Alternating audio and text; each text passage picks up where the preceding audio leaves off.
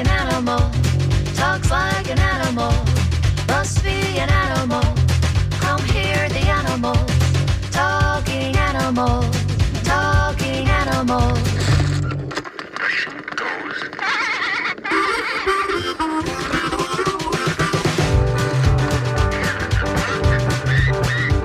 It walks like an animal, talks like an animal, must be an animal.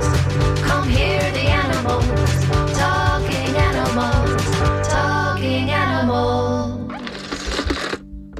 This is a dog.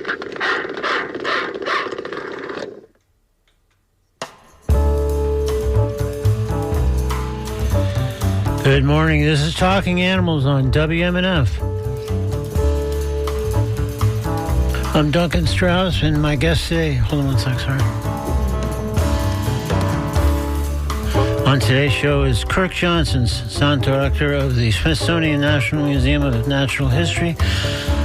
More importantly for our purposes today, Johnson serves as resident scientist and on-screen narrator for Walrus, Life on Thin Ice, the documentary that airs October 22nd, that's 3 weeks from today, and the season premiere of Nature, the long-running PBS series. A paleontologist by current profession, Johnson mentions in the film that he's worked in the 1980s as a marine geologist investigating the feeding grounds of walruses. Recalling his initial glimpse at a wall of walruses on and around Round Island, the oldest wildlife sanctuary in Alaska, by the way, he remembers it was love at first sight.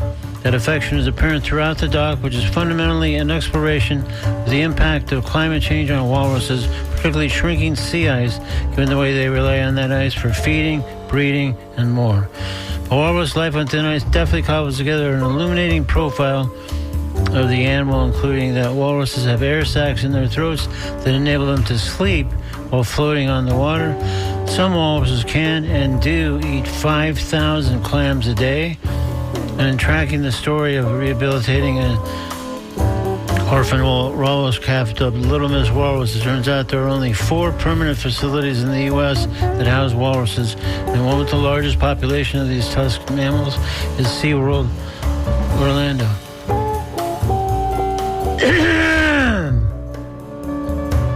We'll hear this discussion about walruses, the nature doc, Walrus Life on the Thin Ice, and more when I play back my conversation with Kirk Johnson recorded yesterday in just a moment here on Talking Animals on WNF. First, though, an important programming note. In just 1 week, October 8th, WNF's Fall Fund Drive begins, and I'll be raising money on Talking Animals on that very day, Wednesday, October 8th. Typically assigned a sizable fundraising goal, especially for a 1-hour show, and learned over the years that the only real prospect of reaching that kind of goal is to get a head start, receive pledges before the fund drive show. So I'm hoping you might consider donating, ideally in the next day or two, certainly before October 8th. Any amount will be greatly appreciated. And as always, we have exclusive Talking Animals thank you gifts for pledges of various levels, ranging from amazing tickets to Peter Frampton at Ruth Eckerd Hall on October 31st to glow-in-the-dark dog collars for more safely walking your dog at night or early in the morning. So please visit WMNF.org, and in the upper right-hand corner, click on Donate Now.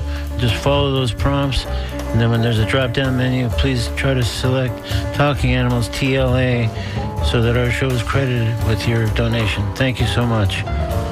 Meanwhile, coming up later on today's show, I'll speak with Amy Crosby, St. Francis Society Animal Rescue, both about the work they do day to day and an upcoming event called Perfect that will benefit St. Francis.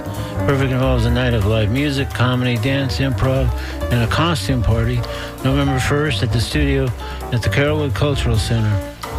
We'll learn more details when Amy Crosby speaks with us later in today's show. Right now, though, let's hear the conversation all about walruses and the new edition of the PBS series Nature that explores various aspects of walrus lives, including their shrinking sea ice. The man at the center of that episode, Kirk Johnson. Recorded yesterday, this is my conversation with Kirk Johnson on Talking Animals on WMNF. So let's welcome to Talking Animals, Kirk Johnson. Thanks for joining us on Talking Animals, Kirk. Hey, my pleasure. Good to meet you, Duncan. Likewise. So this film is barely underway when it becomes clear you've obviously had a long time crush on walruses. We'll certainly come back to your pretty observable affection as the doc itself does. But for now, tell me what first appealed to you about walruses. I when I was 25 years old, I had the good fortune to be on a research vessel in the Bering Sea, and we went ashore on Round Island on a beautiful sunny June day, and there were about 10,000 walruses laid out on the beach, and I'd never seen a walrus before in my life. I was only 25 years old, and I thought everybody got to see walruses. And over the last 40 years, I realized I was one of the few people in the world that have seen walruses. It's like, so they've been part of my world for almost 40 years now. And when I saw them, I couldn't believe what I was seeing. These 3,000-pound animals with two big ivory tusks just stacked like cordwood on a beach. And they smelled like pigs. And it was just an amazing thing to watch these animals. And from then on, I've started paying attention to anything walrus. And one of the things I noticed was that everybody knows what a walrus is, but very few people have seen live, wild Pacific walrus. Yeah, it does seem like a rare thing, and that's part of what this film sort of provides a nice, it's not quite being with a walrus in person, but it's the next best thing, given all the walrus that pop up in different settings in the film and stuff. So were you surprised how taken you were with walruses back then when you were first on this initial research trip? Oh, yeah. I mean, like, I never even thought about a walrus. I mean, I just, most people, in fact, when I talk about walrus, they don't even make the distinction between a walrus and an elephant seal or a big seal or a sea lion. And they're just such unusual animals, and their connection to the native cultures in northwestern Alaska and in eastern Siberia is really amazing. There are people that have hunted walruses for thousands of years, and they've carved amazing things out of ivory walrus tusks, and their clothing they have leather or white fur pellets that look like walrus tusks themselves. And so there's this whole connection of people and walrus that I'd never been exposed to. And unlike most marine mammals, here's one where there's a deep archaeological connection between people and walruses, and the whole sense that these people feed themselves a walrus and they think of themselves as walrus people. And the whole thing kind of blew my mind. And I kept dreaming of going back and seeing that same place again.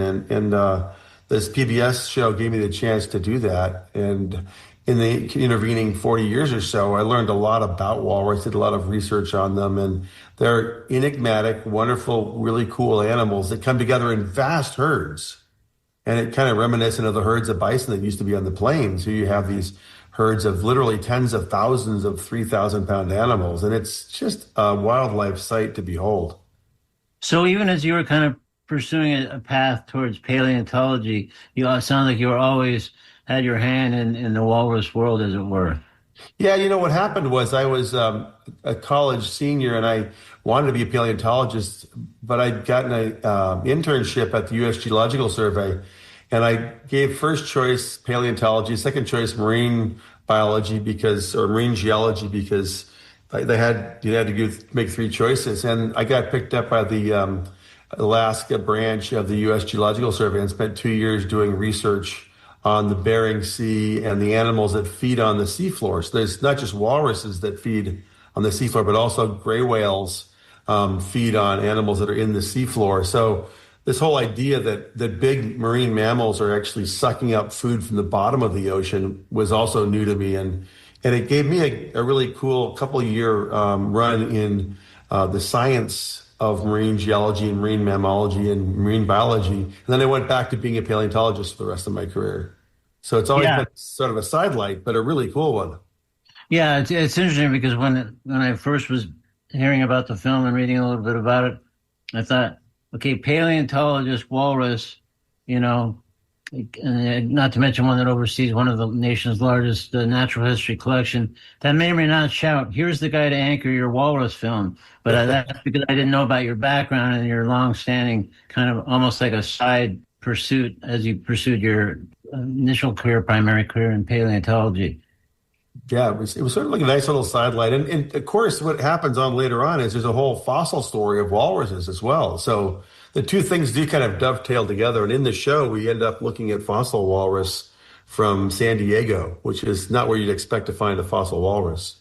Yeah, well, as with all these things, I'm always a little concerned about hitting spoilers for the people who haven't seen the film yet. But that seems like an important thing, just because it looks at the kind of the future and sort of what for many will be a surprising past of walruses in terms of what's going to happen next and what's happened in the past. Because I don't think a lot of people would expect there was warm water walrus in San Diego, but sure enough.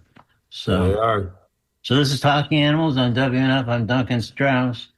My guest is Kirk Johnson, a prominent paleontologist who serves as the on-screen narrator for Walrus, Life on Thin Ice, a documentary that airs October 22nd in the season premiere of Nature, the long-running PBS series. This interview was recorded yesterday.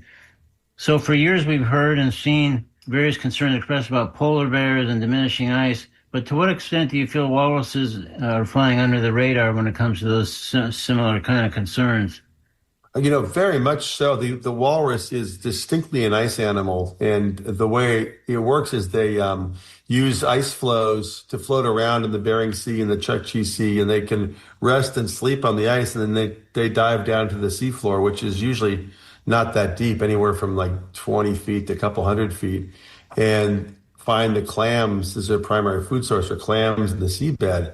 And so you imagine they're floating along on ice floes. They're basically floating over a giant kind of seafood smorgasbord, and they don't have to do much swimming, and they can rest with the walrus pups, and move along. And the population, there's this really cool thing where the females and pups float north on ice floes, and the males stay south in the open water in the summer. And so the population splits, males and females split in the spring and summer and come back together in the fall and winter. And we've lost something like a third of the summer sea ice in the last 40 years due to, increased warming and increased albedo of the Arctic Ocean. So we're in the time between when I saw walrus the first time in 1985 and now 40 years later, we've lost fully a third of the summer sea ice. And so that's clearly got an impact on the walrus because they're so tied to sea ice. And we try and unravel that story in the show. Yeah, it's obviously really important to them for feeding, for breeding, for all kinds of things. So it seems kind of dire the way it's shaping up and moving so quickly to that reduction of sea ice. I don't know what your level of optimism is about the longer term prospects for walruses, given the diminishing sea ice situation. Well, there's sort of two things I think about it. One is the fossil record of walrus is really interesting. It goes back several million years, but even with the modern walrus, Otobenus rosmarsis, there are ice age walruses, and we find their skulls and skeletons in places like Vancouver and off the coast of Massachusetts, all the way down to North Carolina. So in colder periods of the ice age, walruses were down at mid latitudes. And then if you go back like 5, 6, 7, 8 million years, when there was no real polar ice, there were warm water walruses in San Diego. So I think when I look at walruses, I don't use the word dire necessarily because it's clear that the walrus have had an ice-free past. So they might be able to be just fine in an ice-free future, which, it's unlike the polar bear, who's an animal who's so adapted to living on ice and hunting on the ice that lack of sea ice is going to turn sea bear into a land bear. But in the case of the walrus, there's plenty of pinnipeds that live in non-polar regions or in non-nice situations. So I'm kind of optimistic that they might be adaptable in that sense. And the big change is going to be in the population size.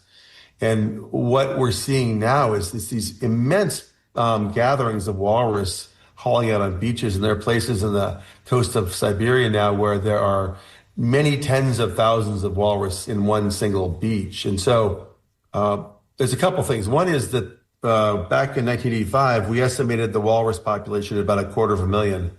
And today we estimate the walrus population at about 250,000, which means there might be no change at all in the walrus population, or we didn't know how to count them very well 40 years ago. And now with satellites and better counting, maybe we're looking at 250,000 that descended from 500,000, and we just named the right number like in 1985. So there's a little bit of ambiguity about how stressed they are.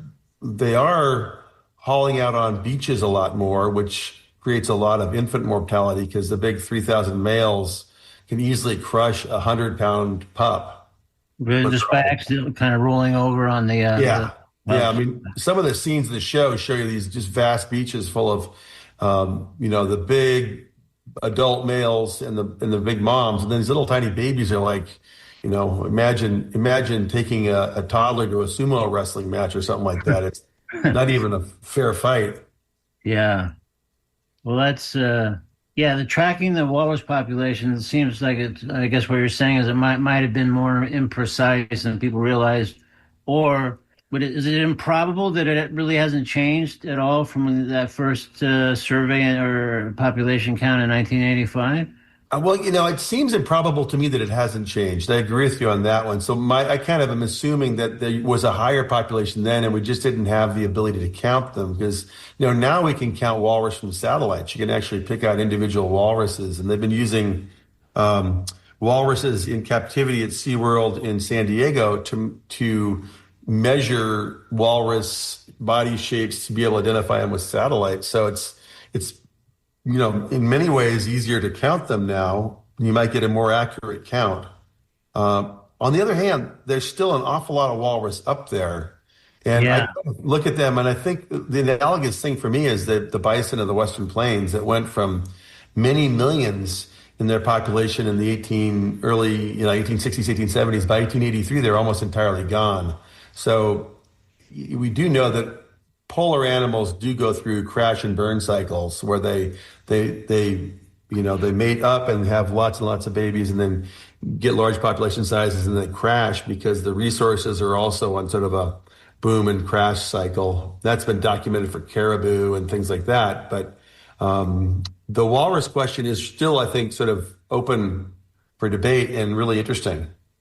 Yeah. Well, and also I think using much lower tech methods, as far as I can tell. Part of the film spends a little time introducing us to two wardens who spend the spring and summer living on Round Island, conducting sort of a daily census, I guess, of walrus arrivals and departures, and thereby arriving at an overall tally. And seems like a good gig, Yeah, no, the two ladies that were there were just having the life of Riley. They lived in this beautiful little cabin on this island far out into the Bering Sea, and every morning they either go down to the sea lion side of the island and count sea lions, or the walrus side of the island and count walrus.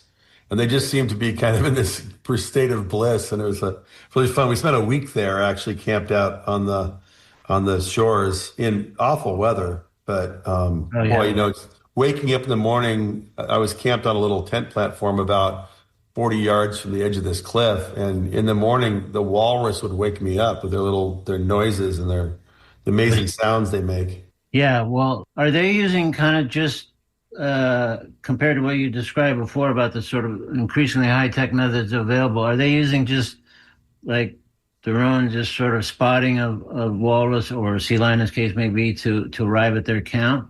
Yeah, they literally go out and sit on the side of the hill with binoculars and just count the number of animals they see.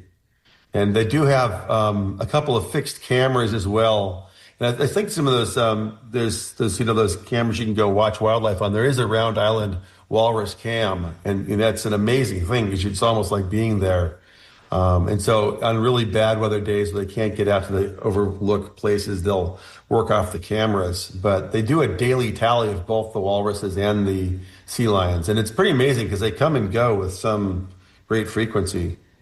Well, also, I would be impressed because it seems like, at least to just a lay person like me watching the film, being able to tell that many walrus apart, like, is that walrus 222 or is that walrus 223? I can't really tell, but I don't know how you tally that number. They must have incredible eye or must really be precise in terms of the characteristics that distinguish one walrus from the next. Well, I don't think they can actually do that very well. I mean, the obvious thing to see is body size and tusk size, shape, orientation, or if the tusks are broken off. But they're not identifying unique animals. They're just sort of saying, here's a pile of walrus. Oh, here's the number today, not Yeah. necessarily there's more or less or different ones than we saw yesterday morning at this time. Exactly.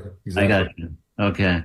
When you talked about pups and the danger of a big walrus rolling over, I was really interested. The film kind of episodically tells the story of how orphaned walrus calves are rescued and rehabilitated by sort of focusing on the recovery of an orphaned Little Miss walrus, Yeah. and which I thought was great right off the bat. But we over time, over the course of telling that story, learned there are only 4 permanent facilities in the U.S. for orphans that I guess basically can't be released back into the wild. Right. And the one with the most walruses is SeaWorld Orlando. So that's where the Little Miss Walrus, now I guess renamed Uki, was sent and now lives. So it was a pretty interesting story, and I think people might be surprised, especially some animal types that maybe listen to this show or whatever, that kind of take a dim view of SeaWorld just because of, orcas and other things and but they have a whole other rescue element that's long been sort of very highly regarded, and this kind of points to that, I guess, because that was the place they selected out of the 4 candidates to send this particular orphan. Yeah, the thing about it is that those little baby walrus stick with their moms for 2 years and they drink mother's milk. And so if they get separated, they can't function on their own at all. And their bodies grow really rapidly. That little Miss Walrus was, less than 100 pounds when she came ashore up by Barrow, Alaska. And then 8 months later, she was 340 pounds after she, but put in the Seward Sea Life Center in Alaska, then transferred down to Orlando. And they really bulk up fast because I was impressed that she went from 100 pounds to 340 pounds in the time that we were filming the show. That's impressive weight gain. And the thing about it is that keep a walrus get large, like a male walrus can go up to 3,500 pounds. So keeping an animal like that in captivity, the big elephants, the big walruses they have at SeaWorld all started there, not as captured large walrus, but as orphan babies. And they lived their whole life in SeaWorld Orlando. They would have not been able to survive in the wild. So it's not a rehabilitation. It's just sort of preserving the lives of individual animals and letting them be ambassadors for walrus, which are seldom seen. That's the amazing thing. Even in Alaska, you ask people who've seen a wild walrus, and most Alaskans haven't been to those remote places in the Bering Sea or the Chukchi Sea where you can see a live walrus. So they're special. It was special. And one of the many things that was great, and this kind of ran throughout the film, is your own ongoing enthusiasm. Like you were so excited because when you had done that initial experiment in the 80s, you had seen walrus, but not out on the ice, not out in the water per se, and you were like almost giddy. Here was a chance to actually see them in that setting. And I thought, this is a guy who's a true walrus fan and got big passion for it. So yeah, it's funny the things you get into and get, you sort of take. But I always have favorites, and walrus has been sort of the animal that's really been most interesting to me for my whole life. And they are fascinating animals. Imagine these are animals that use their tusks for a variety of things, but not what you usually read about. You usually read that they go down and use their tusks to dig out clams to the seabed. But what they actually are doing is using their mouth to jet water out and excavate clams. And then they grab the clams to their lips and suck the clam meat out of the clam shell and discard the clam shell. So when you can look at the stomach contents of a walrus, it'll be clam meat, but no clam shells. And they're able to do that because their mouth is shaped in a way that lets them jet water when they're shooting water out, but it has huge suction when they're sucking in, and they can use their mouth sort of like pumps to pump water out to find the clams and then suck in to suck the meat out of the shell. So they're a kind of animal known as a suction feeder. And you can see this really well when you go to SeaWorld. When they're feeding them, they'll bring out a bucket of 20 pounds of clam meat. And the walrus are just like giant vacuum cleaners. They just suck the clam meat right into their mouths. Wow.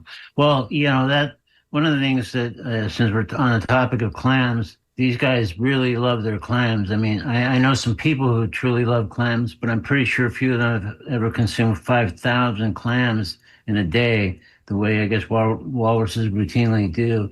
So, I mean, again, back to sort of our concern about shrinking sea ice and the impact of climate change more broadly. To what degree is that kind of clam consumption sustainable, given some of the other changes that have happened in their environment? Well, I think what's impressive was that it historically it was sustainable. That the sea floor of the Bering Sea, those shallow shelf seas up in the Arctic area, Chukchi Sea and the Bering Sea, are incredibly productive. There's the amount of benthic productivity, the not just the clams, but crabs and amphipods and sea cucumbers and other kinds of marine organisms are. It's just a really rich area because of the nutrient flow through the area, and it's productive enough to support not just huge herds of walrus, but also tens of thousands of gray whales and other whales that flow through that area. And what's changing now is the dynamics of the Bering Sea, where you have less sea ice. And ironically, what that does is it means there's less sea ice algae, which is one of the drivers of the benthic productivity. So as you melt away the sea ice, you'll probably have a world where you can still be a walrus, but you can't have as many walrus. It's more like a shrinking resource. Because there won't be enough to feed that many, you mean? Or? Yeah, we're seeing that now with the gray whales, the California gray whale, which feeds in the same waters as does the Pacific walrus up in the Bering Sea, just south of the Bering Straits. Those whales will migrate up from their breeding grounds in Baja every spring, and they go up into the Bering seafloor, and they go down to the seafloor and vacuum up patches of the seafloor mud that has these little amphipods in these mucus tube mats, and a big gray whale can consume literally hundreds of pounds of amphipods a day, and they fill themselves up, and then with that energy, they swim all the way back down to California, mate, have their babies, and swim all the way back up to Alaska the following summer. And what we've seen in the last couple of years are these what are called UMEs, or unexplained mortality events, where a number of gray whale carcasses wash ashore either in Oregon or Washington or British Columbia or Alaska, and they're skinny. They basically starved to death. So they had enough food to go from Alaska all the way down to Baja and start the way back, but they basically starved to death on the way back to Alaska. So you can see that evidence there that they're sort of draining the food resource. There's not as many amphipods in the seafloor as there were 20 years ago, and it's expressing itself in the death of skinny whales along the coastline of the western coast. So at the moment, it's kind of more overt with the gray whales and some of them that have gotten skinny and died off, I guess. Because I've been fortunate enough a few times to be at the successful end, I guess, or one part of that where they're in Baja California in the San Ignacio Lagoon. That whole phenomenon of friendly whales is a pretty fascinating thing. But it sounds and it's so cool is you can go down to Baja in the winter, and then in the summer you go up to Nome, Alaska, and there's the same whales. They're up there, but up in Nome they're just feeding like you wouldn't believe it. If we took a plane out, and there's a brief shot of it in the show, but we had a lot of really cool footage taken from a plane of feeding gray whales from the air. And those are amazing animals. They literally are sucking up, they're suction feeders just like the walrus. They're sucking up a lot of seafloor, and when they come to the surface breathing out, they're just sending plumes of muddy water as they push the water through their baleen and retain the little amphipods that they eat. I wondered, and it's probably kind of a dopey question as I think about it now, but again, when the whales, moms and their calves are in Baja California, especially in the San Ignacio Lagoon, this whole phenomenon of the friendly whales, where literally you're in like a little skiff, and the moms bring the calves up to you to pet them and meet them and whatever. I just wondered if at any other point in their journey would they ever be that inclined, or is it so specific to San Ignacio and just having had those babies and just keeping an eye on them? But it seems so counterintuitive when you know how mom animals of all different kinds go nuts when you get too close to their baby. And this is like they're bringing them over to introduce you.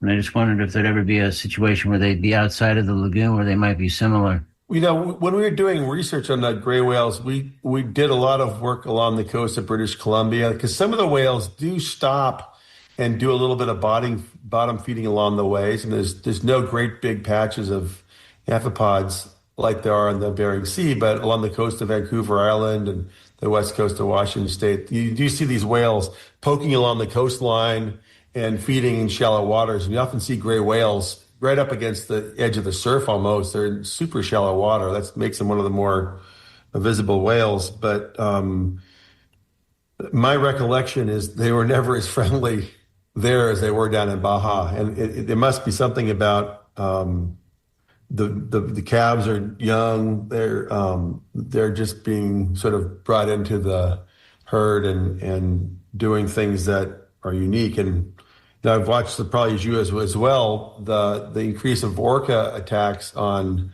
the northbound gray whales, where they're going after the calves and trying to separate the calves from the mom. So it's all friendly down in Baja, but then it gets a little bit more challenging as they make that trip back up to Alaska. Yeah. So I'd be curious to know, I mean, what this film, to me, among other things, although it does have kind of a fundamental theme that it explores in terms of the impact of climate change and how the sea ice has been affected. But it's kind of ultimately a mosaic. Tells a lot of stories and covers a lot of ground, and we meet a lot of cool animals and people along the way. What kind of hand did you have in helping shape that, as opposed to, obviously, you're kind of our narrator and guide for sure. But well, it was a very personal story, because it was my story of encountering the walrus when I was a young man, and now 40 years later, working, and I've been doing a lot with Nova PBS, and my shows, I served as the presenter of the show and introduced the show, and I typically do shows that are in sort of the zone of my research. My research is focused on polar ecosystems and ancient forests and change in landscapes and time over time, and so being able to put this story into that thing is definitely, like, the elements are there. But I work with Windfall Films out of London. I've done a number of shows with them, and they're really good at chatting with me about the general ideas I have and then building TV-worthy narratives out of those pieces. So, usually I come with the ideas and then hand them over to Dave Dugan and his crew, and they figure out the shoots and the sequence and how to edit the whole thing together. And often we shoot things out of sequence. And so those smart ones are saying, like, on this cliff on Round Island, we want you to be talking about this aspect because we know it fits into the film. So usually when we're shooting, I'm more of a following instructions kind of guy. But when we're talking about it, I'm like, here's my idea, here's my vision. And they're like, well, here's how we achieve that vision. So it's been a wonderful partnership, but you really love working with the film crews on these things. Usually it's small film crew, 1 or 2 cameras, a sound guy, and maybe 4 people all told. And we get ourselves into some pretty gnarly conditions, trying to get the shots. And it's so great to be out on the ice, on the ice floes, the walrus, or on the islands we're holding out. I mean, it's really such a privilege to be able to see these animals up close, and just my fascination with it has only grown by making the show. I got to say that. Yeah, well, it really came through because, I mean, you talk about it being really personal, and that's one of the things I think that makes this film so appealing, is that you obviously have a long time love and passion for these, but you're related to that, you feel very protective of them. And that really comes through with exploring some of the issues that are central to the film. You think it stands as a good sequel to My Octopus Teacher? Exactly, yeah. No, but I mean, one of the things that, like I say, when I mentioned earlier about almost like a mosaic, because there's so many elements to this film. So they're pretty much all about walrus, of course. Mm-hmm. But I mean, they're covering a lot more ground, and it's really interesting, and it's hard not to be, I think, brought into that as someone who didn't maybe know as much about walrus, but found them enchanting and learned a lot. So, in fact, as we're sort of nearing the end of our time here, Kirk. And by the way, let me just say one more time, this is Talking Animals on WNF. I'm Duncan Strauss. I'm speaking with Kirk Johnson, a paleontologist who oversees the collection at the Smithsonian National Museum of Natural History and is the on-screen narrator for Walrus Life on Thin Ice, a documentary that airs October 22nd. That's the season premiere of the PBS series Nature. So this interview was recorded yesterday. So for listeners of the show who obviously tend to be animal people, of course, what can we do as in the face of the administration that mocks and dismisses climate change, since climate change is so much a part of this, any steps that we can take? I think by the end of watching this film, people will feel like you did, that we love walruses and feel protective of them, but want to do something if possible.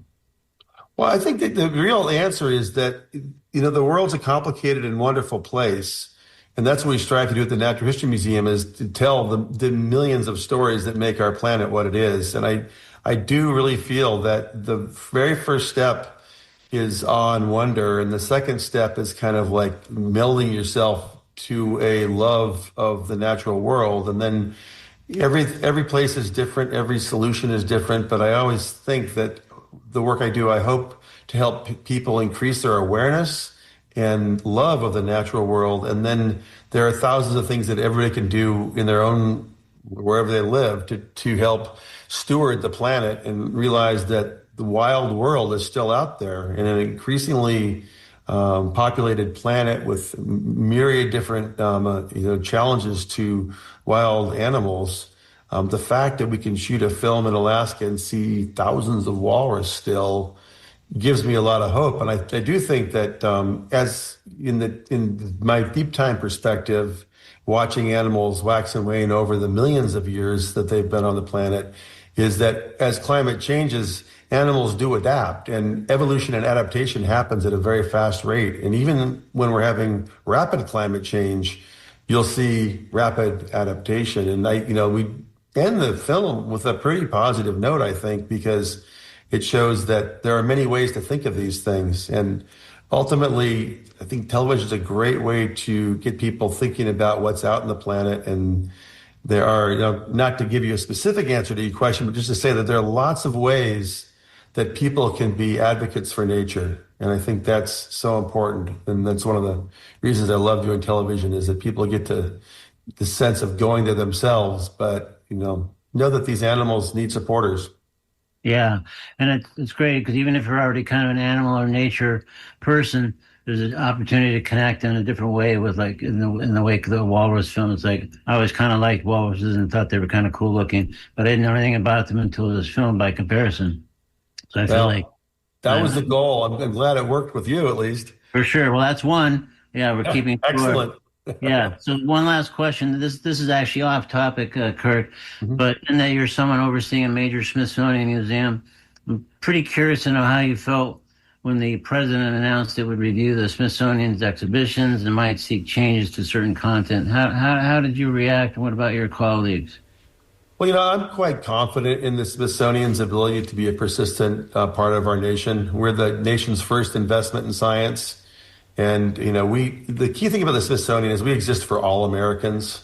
We're nonpartisan, we're apolitical. We welcome every single person in the country. And in fact, 85% of our visitors are American citizens from all across the country. So we're a non-political entity, and we hope to remain that as we move forward.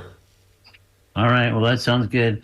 More evidence, perhaps, that we might be better served by a walrus running the country. Well, I've got a lot of faith in walruses. Yeah, they could do it. They could do it for sure. All right. Well, we've kind of completed our time. We've been speaking with Kurt Johnson. Again, the film is Walrus Life on Thin Ice. Debuts on the 22nd of October on PBS Nature. Thanks so much for making the time to join us today on Talking Animals, Kirk, and thanks for all your great work over all these years, walrus-related and other-related as well. Thanks a lot, Duncan. Great to meet you. Thank you. My thanks again to Kirk Johnson for that conversation. In a moment, I'll speak with Amy Crosby of St. Francis Society Animal Rescue, hearing both about the rescue itself and an upcoming event that will benefit St. Francis called Perfect, featuring live music, comedy, dance, improv, and a costume party slated for November 1st, Halloween weekend, at the studio at the Carrollwood Cultural Center. More on that in a moment on Talking Animals on WNF. Right now, though, we're going to step into the Comedy Corner with a piece from a longtime favorite, Joe Zimmerman, and this one's called Bird Watching in today's Comedy Corner on WMNF. Yeah, so I don't feel old, but I did recently identify a bird. That can't be good.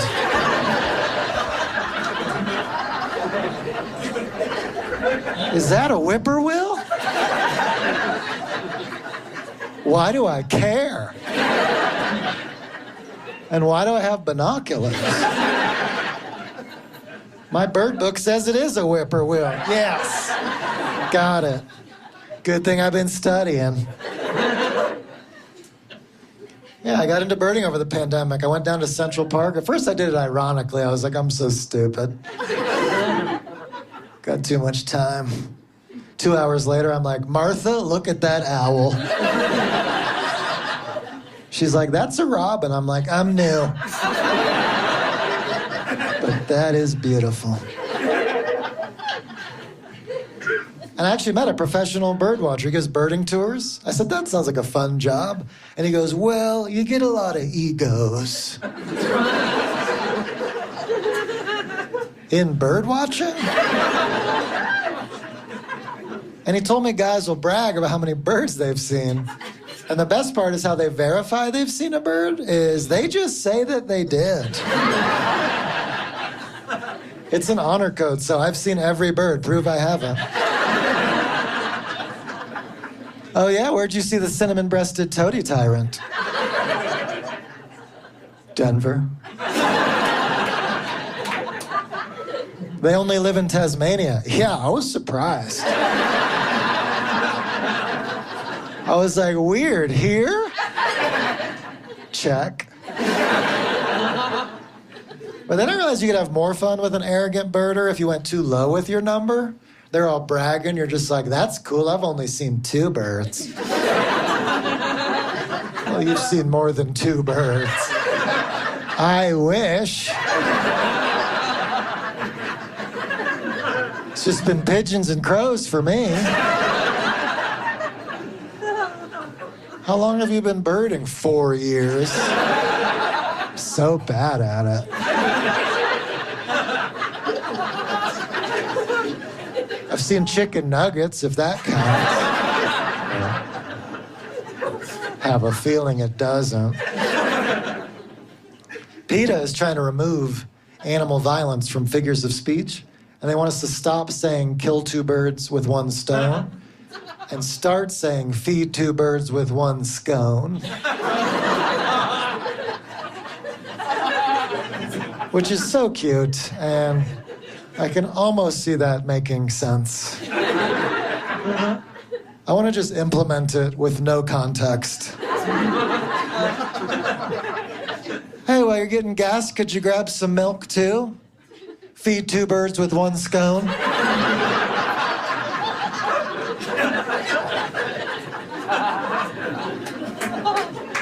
What? Just grab some milk with the gas. 2 birds, 1 scone.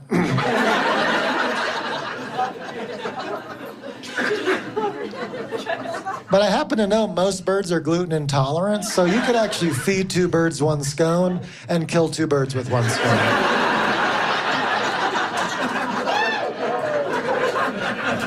Or at least make them very ill. And I don't know if you can tell by looking at me, but I worked in a coffee shop for 2 years. Happen to know that scones get rock hard about 5 hours after they were fresh. So you could actually kill 2 birds with 1 scone, stone style as well. There's more than one way to skin a cat.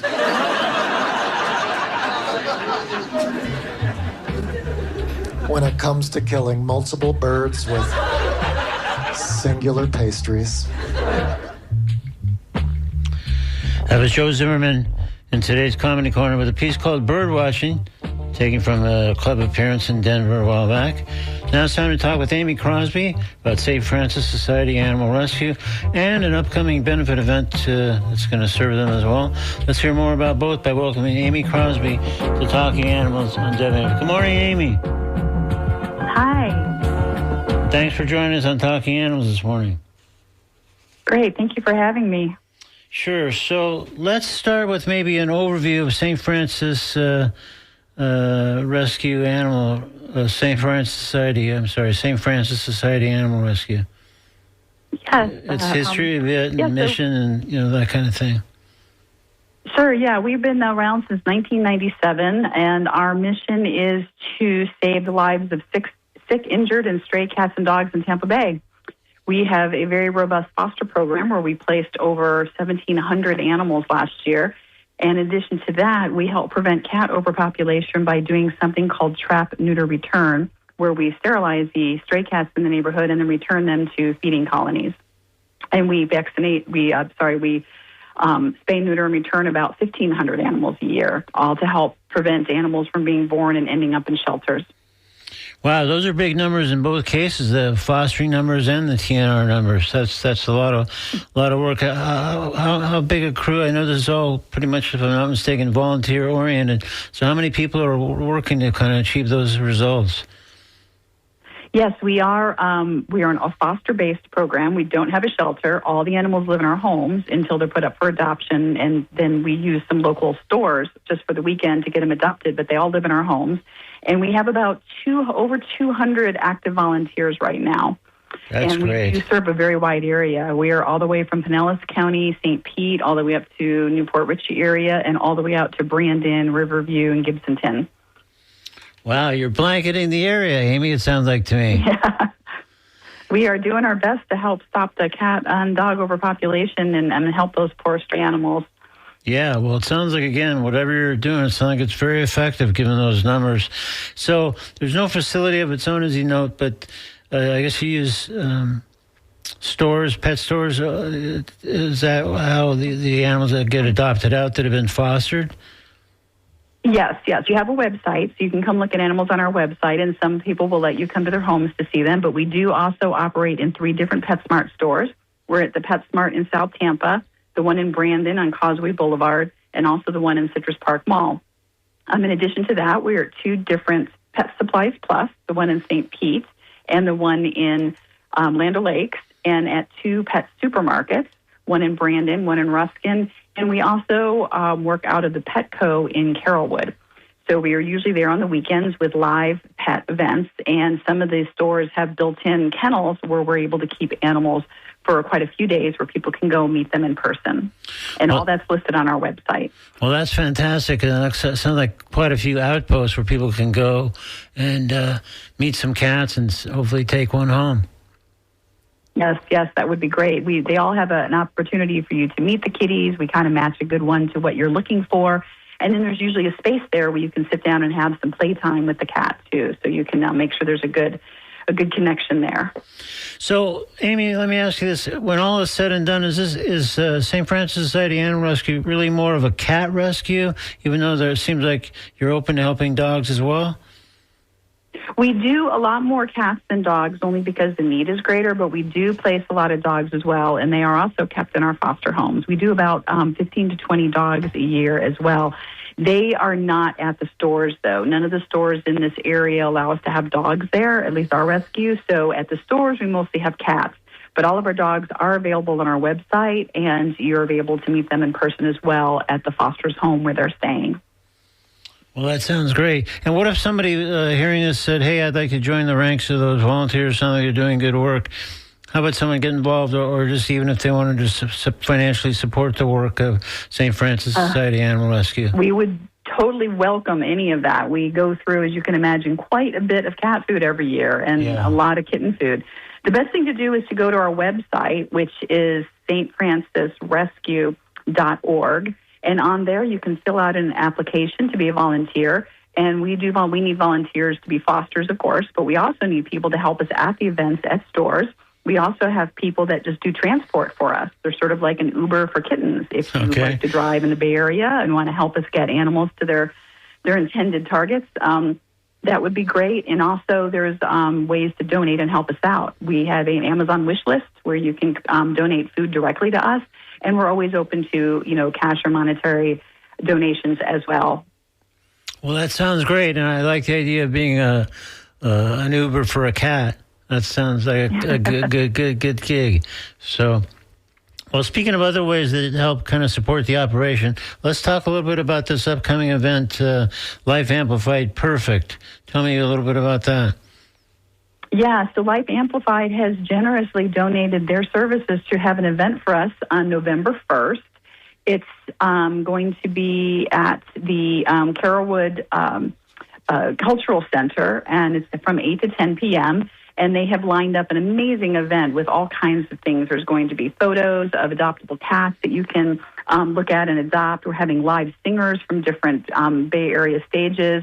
Metropolitan Improv and Comedian is going to be there. There's dancing. There's going to be a charcuterie table with snacks for everyone, a balloon arch, and lots of our volunteers as well as other cat lovers there. It's a black and white feline-themed costume ball, so you can be decked out in your favorite black and white cat-themed outfits. So I guess that's open to interpretation. I guess it could suggest it's a tuxedo cat, but it doesn't necessarily have to, I guess. No, but that's a good one. I didn't even think of that. Yes, come as your best tuxedo cat. But yes, any cat at all or any feline-themed, T-shirts or outfits that you have. I'm sure there'll be some very creative outfits there. And then the proceeds from that night, if I'm not mistaken, do go to St. Francis Society Animal Rescue. They do. Like I said, Life Amplified is generously giving all the proceeds to us. It's $15 for a single ticket and $25 per couple. All ages are welcome. And I'm sorry, it's 18 and up, but it is alcohol-free, and everyone is welcome. And so we're also going to have Miss Florida USA there. So we have quite a few different people in entertainment to keep everyone occupied. And, of course, all of it will be indirectly or directly helping our animals by all the proceeds going to us to help us buy the tons of cat food we go through every year. Wow, well, that sounds like a lot going on just to cram into just 2 hours of the event itself. That sounds like it's going to be never a dull moment that night, November 1st there for Perfect. Yes, it should be a lot of fun. I hope we can see you there. Well, I'm gonna start thinking about my black and white outfit right now. So I'm gonna there you go from there. So Amy, thanks so much for joining us today on Talking Animals, and keep up the great work with the rescuing the cats and occasionally the dogs. And hope people come out to the event and they can find out more about that. Probably also on your website, or is there a dedicated specific website for the Perfect event? They can go to Life Amplified also for more information. Okay. And get tickets there. And I think there'll probably be tickets available at the door as well. But yes, you can go to our website for more information also. And that's stfrancisrescue.org. And thank you so much for having us on here to talk about our organization and the event that's coming up. For sure. My pleasure. You're doing great work. I always try to support that. So thanks again for making the time to join us today and tell us all about it. Thank you. Take care.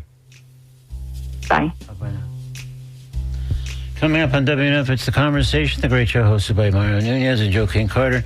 After that, it's The Scoop, WNF's brief news recap. Then we shift back to music programming with Sam Vall holding forth from 1 to 3, followed by Nancy C. hosting the traffic jam from 3 to 6. And then it's just all much more of just great music all day long after that on 88.5 WMNF. We have just about reached the end of today's edition of Talking Animals. Next Wednesday, October 8th, as a reminder, I'll be joined by the fabulous Flea and the fabulous Bev Capshaw.